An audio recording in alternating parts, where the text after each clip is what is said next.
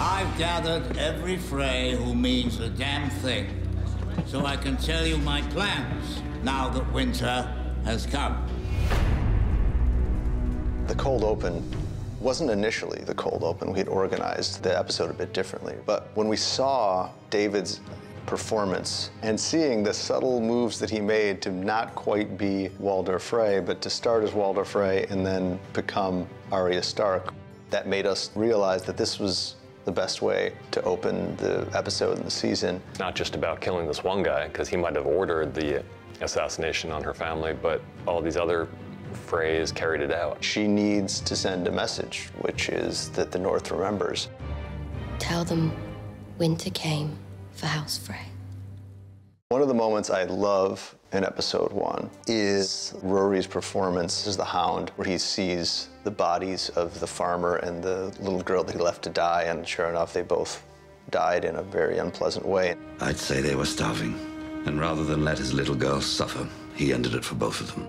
He shows you the changes he's undergone as a human being. And 4 seasons ago, never would have thought about burying the bodies of some people that he somehow felt responsible for. He mugged the guy, and stole his money and left him penniless on the brink of winter. So I think he's dealing with this unusual emotion for him of guilt, which he's not really experienced with, and it's a bit of a torment. And the only thing he can do really is bury their bodies and try to say some words over their grave. We asked the Father to judge us with mercy, and I don't remember the rest. He doesn't believe in religion. He doesn't like religion anyway, but he can't deny the facts of what he's seen. He's seen Thoros raise Beric from the dead. So for the Hound, he wants to know, what does this God want?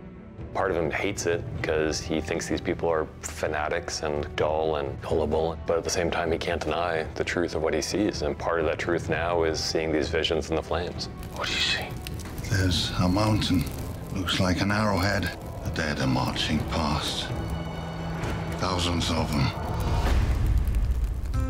We end last season with Littlefinger telling Sansa that she deserves a bigger role in the governance of the North. Who should the North rally behind? A true-born daughter of Ned and Catelyn Stark, born here at Winterfell, or a motherless bastard born in the South? Jon Snow, the bastard, is declared king in the North, whereas Sansa Stark, who is actually a Stark, she's just left to the side. And I think there's a little bit of resentment of that. She feels that she's responsible in many ways for winning the Battle of the Bastards, because she's the one who got the Knights of the Vale to come north and join the fight. She feels like she hasn't gotten quite enough credit for that. And she also feels that sometimes Jon's a little bit naive. You've been so consumed with the enemy to the north, you've forgotten about the one to the south. Consumed with the Night King because I've seen him.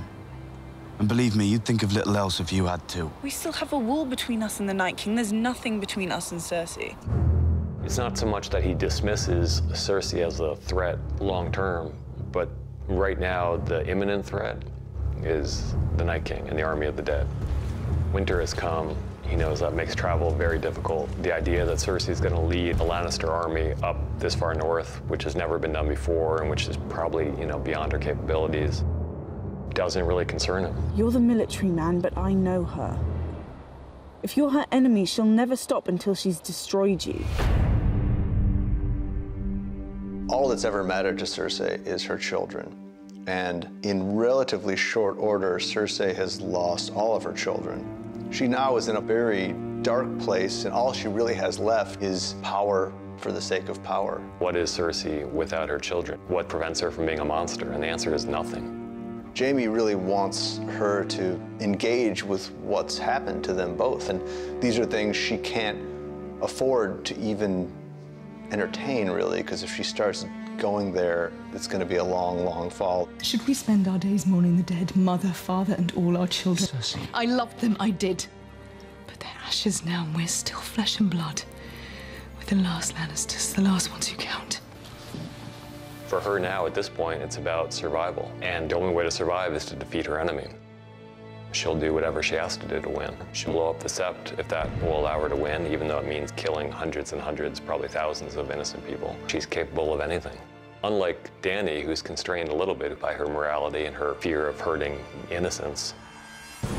For those of us who have been with the story from the beginning and who have really followed Dany's journey, coming home is such a massive game changer on so many levels, and we just wanted to see that. There's so much weight on that arrival that we felt that a bunch of dialogue was completely unnecessary and would only step on the emotion of the moment.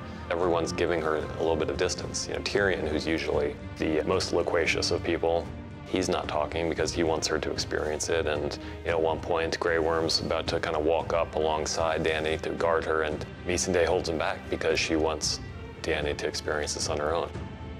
And then she has that time, and then she's ready to begin.